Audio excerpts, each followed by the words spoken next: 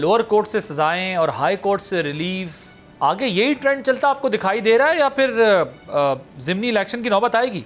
जो आपने कहा ना हाई कोर्ट से रिलीफ, अगर वो ओरिजिनल भी हो तो राइट है ना उनका कि लोग नवाज शरीफ के ख़िलाफ़ भी सज़ाएँ हुई और फिर हाई कोर्ट में ख़त्म हुई, इमरान खान को भी सज़ाएँ लोअर कोर्ट से हुई, फिर 3 हाई कोर्ट से ख़त्म हो चुकी।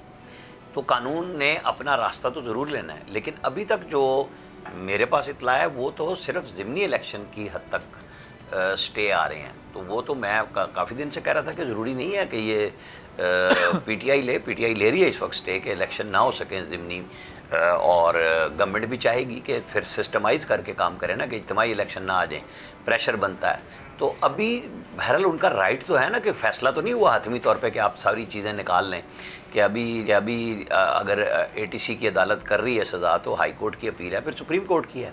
तो इलेक्शन कमीशन ने अपना किरदार अदा किया, अदालतें अपना किरदार अदा कर रही हैं। मेरा ख्याल है यूँ ही चलेगा।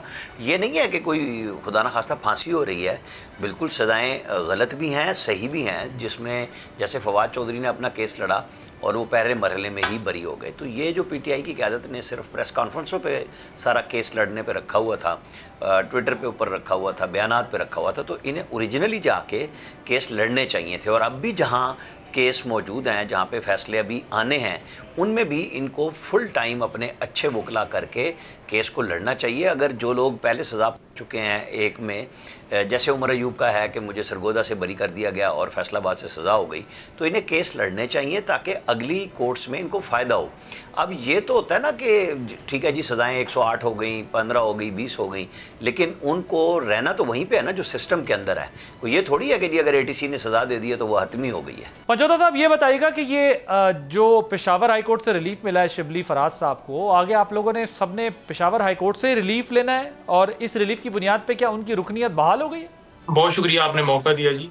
भाई देखिए, बात यह है कि जहाँ रुकनियत की बात है, अगर इस ऑर्डर को देखा जाए तो इस ऑर्डर के तहत जो उस नोटिफिकेशन किया गया था डिस्क्वालिफिकेशन वाला, उसके बाद की तमाम तर जो कार्रवाइयाँ हैं उसको रोक दिया गया है। तो अब इसकी इंटरप्रिटेशन के लिए अगर हम दोबारा उसके अंदर जा सकते हैं, दरख्वास्त दे सकते हैं कि वाज़ेह तौर पर इसके अंदर ऑर्डर दिया जाए कि ये क्या इसका मतलब बनता है।